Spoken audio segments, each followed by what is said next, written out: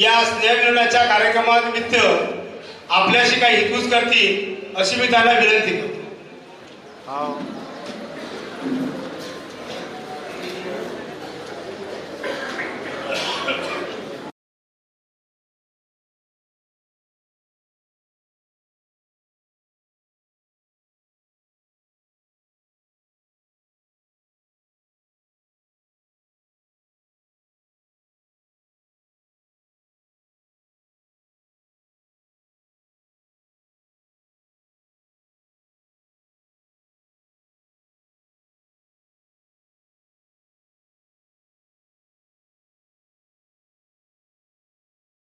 भारतीय जनता पार्टीचा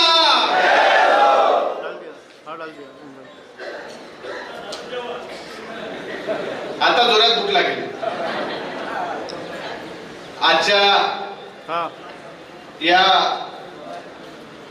कारंजा शहर, सारवाडी circle, Thanegaon circle मधील कार्यकर्त्याच्या, बूथच्या प्रमुख कार्यकर्त्याच्या दिवाळी स्नेहमिलनाच्या कार्यक्रमाला या ठिकाणी मंचावर उपस्थित आर्वी विधानसभेचे लोकप्रिय आमदार माननीय दादारावजी केची साहेब, श्री सुधीरजी दिवे साहेब, श्री संदीपजी काळे, सौ सरिताताई गाखरे, वरुणजी पांडे, संजयजी सक्सेना साहेब, मुकुंदरावजी बारांगे, नितीनजी दर्यापूरकर, चक्रधर भाऊ डोंगरे, ज्येष्ठ नेते ब्रिजमोहनजी टावरी, गौरीभाऊ अग्रवाल, देवताताई डोटे, नीताताई कजाम, पुष्पाताई चरडे, रंजनाताई टिपले, योगिताताई कदम, राजूभाऊ डोंगरे, भाऊ कौशी, शिरीष भाऊ भांगे, श्री भगवानजी बुवाडे, रजनीताई मानमोडे, मंचावर उपस्थित सर्व प्रमुख महायुतीचे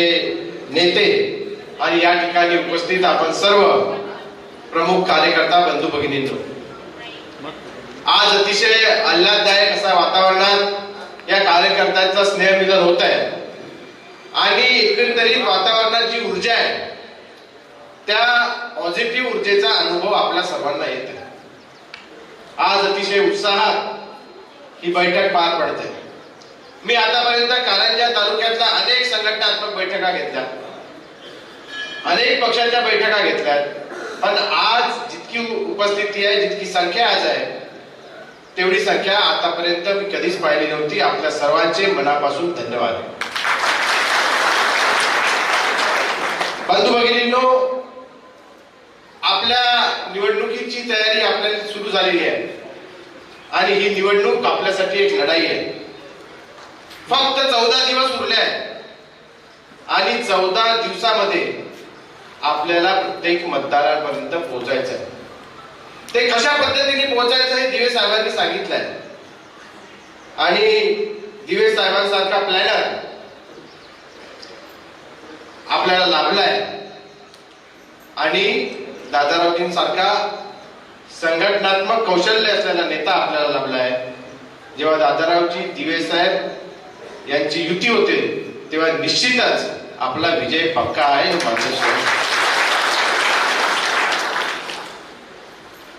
दिवाळी जरी 1 तारखेला होती तरी खऱ्या अर्थाने भारतीय जनता पार्टीच्या कार्यकर्त्यांनी जे फटाके फोडले, जो आनंद व्यक्त केला, जो उत्साह दाखवला, तो 3 तारखेला दाखवला हे आपल्या सर्वांना मान्य करावं. आणि त्याला कारण आहे, त्याला कारण म्हणजे आपले नेते माननीय दादारावजी केची साहेब. एक आदर्श कार्यकर्ता कसा असायला पाहिजे, एक पक्षाचा शिस्तबद्ध कार्यकर्ता कसा असायला पाहिजे, भारतीय जनता पार्टीच्या कार्यकर्त्याची, नेत्यांची जी परंपरा आहे त्याच परंपरेचं पालन करून एक आदर्श आपल्या कार्यकर्त्यांपुढे, आपल्या समाजापुढे भारतीय जनता पार्टीचा नेता कसा असायला पाहिजे हे दादारावजींनी आपल्या निर्णयाने दाखवले आणि आपल्या सर्वांच्या मनामध्ये एक आदराचं स्थान, अढळ असं आदराचं स्थान दादांनी निर्माण केले. या आर्वीच्या राजकारणाचा जेव्हा इतिहास लिहिला जाईल तेव्हा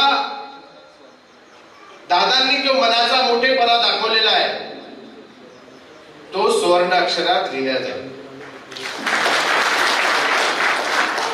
कारण इतका कठोर निर्णय घेणं, कार्यकर्त्यांच्या भावना सांभाळणं ही सोपी गोष्ट नाहीये.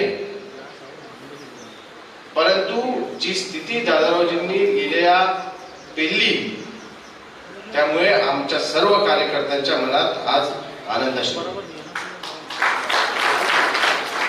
या संपूर्ण प्रक्रियेमध्ये दोन व्यक्ती असे होते की ज्यांनी अत्यंत महत्वाची भूमिका मांडली.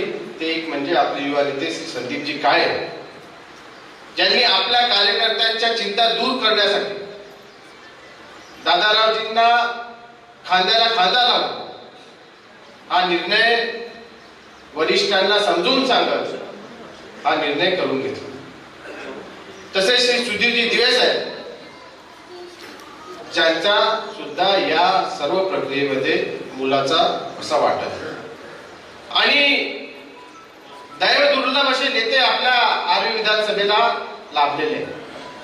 एकीकडे विधानसभेच्या निवडणुकीमध्ये विरोधी पक्षाकडे नेता नाहीये, निवडणूक लढवण्यासाठी नेता नाहीये, कोणी सापडत नाही म्हणून घरचेच उमेदवार, घरचेच जे काही सभासद आहेत, घरचीच मंडळी आहे, त्यांना उमेदवार बनवलं जात आहे.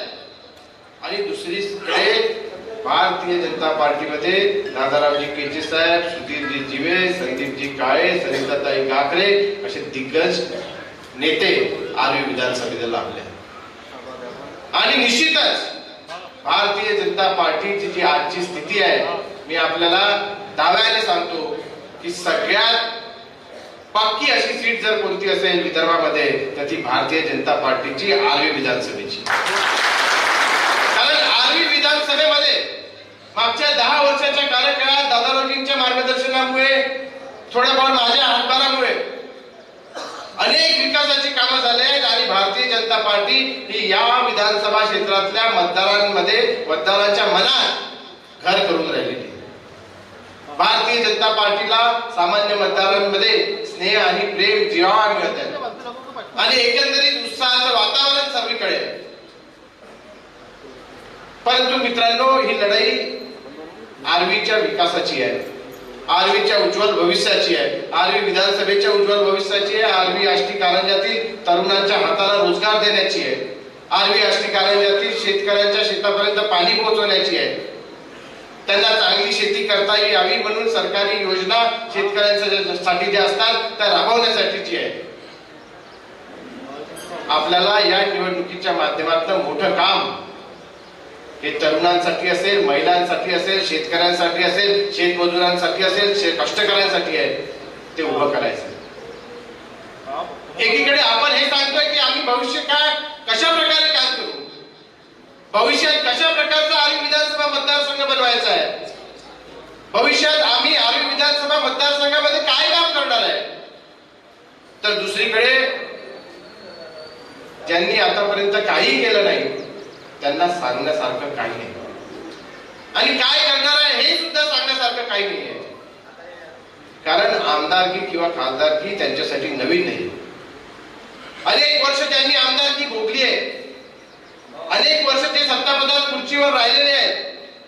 ते आज लोकांना आम्ही हे करू ते करू हे कोणत्या तोंडाने सांगणार. कारण ज्या वेळेस या आर्वी विधानसभेच्या जनतेने त्यांना संधी दिली, त्यांच्या नाकारतेपणामुळे त्यांना ही संधी वाया घालावी लागली आणि एकही काम ते करू शकले. आणि मी तर म्हणेन की विरोधी पक्षाच्या नेत्यांची विचार क्षमता जिथे संपते तिथे भारतीय जनता पार्टीच्या नेत्यांची विचार सुरू. आणि एकंदरीत एक उज्ज्वल असं आर्वी विधानसभा मतदारसंघाचं चित्र भारतीय जनता पार्टीच्या आपल्या सर्व नेत्यांनी उभं केलेलं आहे. ही लढाई तत्वाची आहे. मी यासाठी म्हणत आहे की ही लढाई घराणेशाही विरुद्ध आहे, ही लढाई सर्वसामान्य कार्यकर्त्याची, ही लढाई सर्वसामान्य कार्यकर्त्याची आहेच. ही लढाई डॉक्टर बाबासाहेब आंबेडकरांनी जे संविधान लिहिलं आहे आणि त्यावर आधारित जी लोकशाही आहे त्या लोकशाही मूल्याची. आपण काही मेंढर नाही की आपल्याला समोर कोणी नेता उभा केला आणि चला याला वोट द्या म्हटलं तर आपण जाऊन पटापटा ठप्पे मारू. कोणी आमदार कशाला निवडून द्यायचा, कोणी खासदार कशाला निवडून द्यायचा. आमदारांनी आमदारासारखं काम केलं पाहिजे. आमदारांनी आपल्या मतदारांबद्दल उत्तरदायित्व असलं पाहिजे. त्या शासकीय योजनांचा लाभ आपल्या मतदारांपर्यंत पोहोचवला पाहिजे. त्यांच्या जे काही मागण्या आहेत त्यांच्यावर झालेला अन्याय दूर करून त्यांना न्याय मिळवून देण्याचं काम केलं पाहिजे. त्यासाठी आमदार त्याच कर्तृत्वाचा असला पाहिजे, तो उमेदवार त्याच कर्तृत्वाचा असला पाहिजे. परंतु ज्यांचं काही कर्तृत्वच नाही, ज्यांना संधी होती त्यावेळेस त्यांचं काही कर्तृत्व दिसलं नाही, अशा लोकांना मतदारांनी का म्हणून मतदान करायचं आणि सत्तेवर बसवायचं. या लोकांसाठी आमदार किंवा खासदार बनणे हे फक्त निवडणूक जिंकणे, आमदार आणि खासदारांच्या खुर्चीवर बसणे, निवडून आल्यावर सत्कार स्वागत स्वीकारणे, कौतुक स्वीकारणे आणि भाषण ठोकणे आणि राम राम करणे एवढा पुरतं मर्यादित आहे. हे राजकारण आपल्याला बदलायचं आहे. आमदार कसा असला पाहिजे, तो दादारावजी सारखा गावागावात जाऊन संघटनात्मक काम करायला पाहिजे, विकासाच्या सगळ्या गावापर्यंत पोहोचवायला पाहिजे. आमदार कसा असला पाहिजे की त्यांनी आपल्या मतदारांवर झालेला अन्याय याचा संघर्ष रस्त्यावर केला पाहिजे. त्याचा न्याय या राज्याच्या मंत्रालयामध्ये, या राज्याच्या विधानसभामध्ये त्याला तो न्याय मिळवून दिला पाहिजे. त्याला भविष्याचा वेध असला पाहिजे. आपल्या मतदारसंघाच्या प्रश्नाची जाण असली पाहिजे. आज आपण मागच्या 5, 7, 10 वर्षात या मतदारसंघात असंख्य कामं केली. ना भूत ना भविष्यात असं काम केलेलं आहे. म्हणजे कुठल्या मतदारसंघात जेवढे काम करायला 25 वर्ष लागतात ते काम आपण 5-7 वर्षात पूर्ण केलेले. या मतदारसंघात आरबीएचे असेल, कॅलंडरीचे असेल, 2 मोठ्या एमआयडीसी आपण आणलेल्या आहेत. त्या एमआयडीसीचं काम पूर्ण झाल्यावर निश्चितच तिथे उद्योग आणणं आपण सुरू करणार आहोत आणि त्याची मुहूर्तमेढ मागच्याच महिन्यात देवेंद्रजींच्या माध्यमातून या कारंजा एमआयडीसी मध्ये रेडीमेड गारमेंट कपडे शिवण्याचा एक मोठा कारखान्याचा करार कारंजा एमआयडीसी मध्ये शासनाने केला आणि त्या माध्यमातून 750 कोटी रुपयांची गुंतवणूक या ठिकाणी कारंजा एमआयडीसी मध्ये होणार आहे आणि जवळपास प्रत्यक्ष अप्रत्यक्षरित्या 15,000 रोजगार निर्मिती या ठिकाणी होणार. आणि जेव्हा तुमच्याकडे सत्ता होती तेव्हा तुम्ही कारंजासाठी काय केलं, तर तुम्ही फक्त 33 एकरची एक मिनी एमआयडीसी, त्या ठिकाणी कोण उद्योग टाकणार, कोणाला रोजगार मिळणार याचा कधी विचार तुम्ही केला. जागा नव्हती का तर असं नाही, पाणी नव्हतं का तर असं नाही, सगळं होतं, पण विचार करायची क्षमताच कुठली होती, मोठं पाहायची क्षमता कुठली होती की एमआयडीसी करायची तर 500,000 एकरची केली पाहिजे. 33 एकरच्या एमआयडीसीने कोणाचं काही भलं होणार.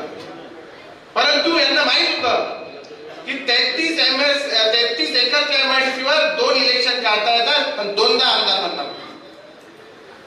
आणि लोकांना भूलतापा देऊन आम्ही कारंजात एमआयडीसी आणली हे सांगून 2 वेळा आमदार बनलो. हे चित्र आपल्याला बदलायचं आहे, कारण आपण कार्यकर्ते आहोत. आपल्या मतदारांमध्ये जागरूकता आणण्याचं आपलं काम. लोकांना संभ्रमित करून, लोकांना खोटं नाटं सांगून, लोकांना दुसऱ्यांबद्दल बुद्धिभेद करून सत्ता स्थापित करायची, खुर्चीवर बसायचा, खासदार आमदार व्हायचं, हीच या लोकांची राजकारण करायची परंपरा आहे. परंतु राजकारण कोणासाठी करायचं तर जनतेसाठी करायचं, ही परंपरा भारतीय जनता पार्टीची. राजकारण करत असताना कामाबद्दल उत्तरदायित्व राहणं हे विरोधी पक्षाच्या नेत्यांना जमणार नाही. कारण त्यांना पक्षाचं नेतेपद हे कधी कमवावं लागलं नाही. पक्षाचं नेतेपद कमवावं लागलं नाही, आमदारकी कमवावी लागली नाही, खासदारकी कमवावी लागली नाही. इतकंच काय तर कार्यकर्ते सुद्धा या लोकांना कधी कमवावे लागले नाही. नेतेपद असो, कार्यकर्ता पद असो, सगळं वडिलोपार्जित या लोकांना आयतं मिळालं आहे. आणि जी गोष्ट आपल्याला आयती मिळते त्याची कधी किंमत राहत नाही. म्हणून काँग्रेस पार्टीमध्ये कुठल्या कार्यकर्त्याची कधीच किंमत राहत नाही. किंमत राहते तर ते फक्त भारतीय जनता पार्टीमध्ये कार्यकर्त्यांना. कारण भारतीय जनता पार्टीमध्ये कार्यकर्ता जपला जातो, त्याला वाढवलं जातं, त्याच्या पाठीमागे नेते उभे राहतात आणि जेव्हा कार्यकर्ता एक एक वाढवत जातो तेव्हाच पार्टी मोठी होते. भारतीय जनता पार्टी मध्ये भारतीय जनता पार्टीचे नेते आपल्या कार्यकर्त्यांना हाताप्रमाणे जपतात. एक एक कार्यकर्ता गमावलेला असतो म्हणून त्याचं मूल्य राहते आणि एक कार्यकर्ता गमावल्याचं दुःख जेवढं नेत्याला होतं तेवढं कधीच कोणाला होतं. एक नवीन असा संकल्प घेऊन या निवडणुकीत भारतीय जनता पार्टीच्या माध्यमातून आपण सर्व उतरणार आहोत. मी एवढाच शब्द या ठिकाणी आपल्या सर्वांना देतो की एक आदर्श असा आमदार या आर्वी मतदारसंघातून आपण जर मला निवडून दिलं तर एक आदर्श असा आमदार मी बनवून दाखवणार. आणि या महाराष्ट्रामध्ये आर्वी विधानसभेवर सर्वांचं लक्ष केंद्रित राहणार आणि आर्वी विधानसभेला महाराष्ट्रातला 1 नंबर मतदारसंघ बनवून देण्याची धमक माझ्यामध्ये. आणि त्यासाठी मला आपल्या सर्व कार्यकर्त्यांची आवश्यकता आहे. सुधीर दिवे साहेबांनी म्हटलं की 14 दिवस फक्त शिल्लक आहे. मी प्रत्येक गावामध्ये जाऊ शकणार नाही, प्रत्येकाला भेटू शकणार नाही, प्रत्येकाच्या घरी बसून चहा पिऊ शकणार नाही, परंतु आपण माझी एवढीच विनंती आहे की आपण माझे प्रतिनिधी म्हणून आपण स्वतः सुमित वानखेडे म्हणून जर भारतीय जनता पार्टीचा प्रचार केला तर निश्चितच मी प्रत्येक घरापर्यंत, प्रत्येक गावापर्यंत, प्रत्येक मनापर्यंत पोहोचू शकतो. या निवडणुकीच्या माध्यमातून जर मी आमदार झालो तर मी सुमित वानखेडे आमदार बनणार नाहीये. माझी ही भावना आहे की आपल्यापैकी प्रत्येक कार्यकर्ता हा आमदार राहील, आमदार बनेल आणि त्याच पद्धतीची ताकद मी आपल्या सर्व कार्यकर्त्यांच्या पाठीमागे आमदार या पदाच्या माध्यमातून करेल. आपण सर्व एकजुटीने एक होऊन अत्यंत ताकदीने या निवडणुकीत उतरायचं आहे. ही निवडणूक आपल्याला जिंकायची आहे आणि एकदाच हे जे बरबटलेलं राजकारण या आर्वी विधानसभेला लागलेलं जे ग्रहण आहे, घराणेशाहीचं ग्रहण, ते आपल्याला ओढून फेकायचं आहे. आर्वी मतदारसंघातली जनता ही मेंढर नाही आहे आणि त्यांना कुणी गृहीत धरू शकत नाही. तुम्ही मनेल त्याला उमेदवार बनवला तरी आर्वी मतदारसंघातली जनता स्वीकारणार नाही. हा स्पष्ट संदेश आपल्याला या निवडणुकीमधून लोकांना द्यायचा. या निवडणुकीमध्ये अनेक बुद्धिभेद करायचे प्रयत्न करतील, अनेक लोकांना संभ्रमित करायचे प्रयत्न काँग्रेस राष्ट्रवादीतर्फे होईल. त्याचा मुकाबला सुद्धा आपल्याला त्याच ताकदीने द्यायचा. लोकशाहीसाठी लढणारे फक्त काँग्रेस आणि राष्ट्रवादी आहे, संविधानाचा बचाव करणारे फक्त काँग्रेस आणि राष्ट्रवादी आहे, असे ओरडणारे हे राष्ट्रवादी आणि काँग्रेस मधले लबाड लांडगे यांच्यापासून सावध राहायची आपल्याला आवश्यकता आहे. कारण हे लोक सांगतील की आम्ही खरे पुरेगामी आहोत आणि आम्ही या देशाची लोकशाही वाचवण्याचाच विडा उचललेला आहे आणि भारतीय जनता पार्टी ही लोकशाही विरोधी आहे. तेव्हा त्यांना एकच प्रश्न विचारा की जर तुम्ही पुरोगामी आहात आणि जर तुम्ही लोकशाहीवादी आहात आणि जर तुम्ही बाबासाहेब आंबेडकरांच्या संविधानाचा सन्मान करणारे आहात तर तुम्हाला या काँग्रेस राष्ट्रवादी काँग्रेस पार्टीमध्ये कोणीही सर्वसामान्य घरातला कार्यकर्ता आमदार म्हणून उभा करता का आला नाही? आदिवासी समाज असेल, शेड्यूल कास्ट समाज असेल, ओबीसी समाज असेल, या समाजातला एकही कार्यकर्ता तुम्हाला उमेदवार म्हणून का दिसला नाही? त्याला उमेदवार म्हणून तुम्हाला का उभं करता आलं नाही? शरद पवार साहेब या राज्यातले मोठे नेते आहेत. त्या शरद पवार साहेबांनी जर खासदार साहेबांना निक्षून सांगितलं असतं की हा आदिवासी समाजातला नेता, हा एससी समाजातला नेता, हा किंवा हा ओबीसी समाजातला नेता आर्वी विधानसभेचा पुढचा आमदार आहे, तू मोठ्या ताकदीने याच्या पाठीमागे उभं राहा आणि आर्वी विधानसभेतून याला आमदार म्हणून निवडून आण असं म्हटलं असतं तर तुम्ही खऱ्या अर्थाने लोकशाही वाचवणारे पक्ष आहात, तुम्ही संविधान वाचवणारे पक्ष आहात, तुम्ही पुरोगामी वाचवणार. पण असं न करता तुम्ही घराणेशाहीला जर पाणी देणार असाल, घराणेशाहीला जर प्रोत्साहन करणार असाल तर या देशाच्या संविधानाचे विरोध करणारे कोण आहेत, या देशाच्या लोकशाहीचे विरोध करणारे कोण आहेत याचा बुरखा आज या आर्वी विधानसभेच्या निमित्ताने या विरोधी पक्षाचा घराघरा फाटलेला आहे. आणि ही तत्वाची लढाई आपल्याला लढायची, घराणेशाही विरुद्ध लढायची आहे, लोकशाहीला वाचवायची लढाई लढायची आहे, आर्वी विधानसभेच्या विकासाची लढाई आपल्याला लढायची आहे.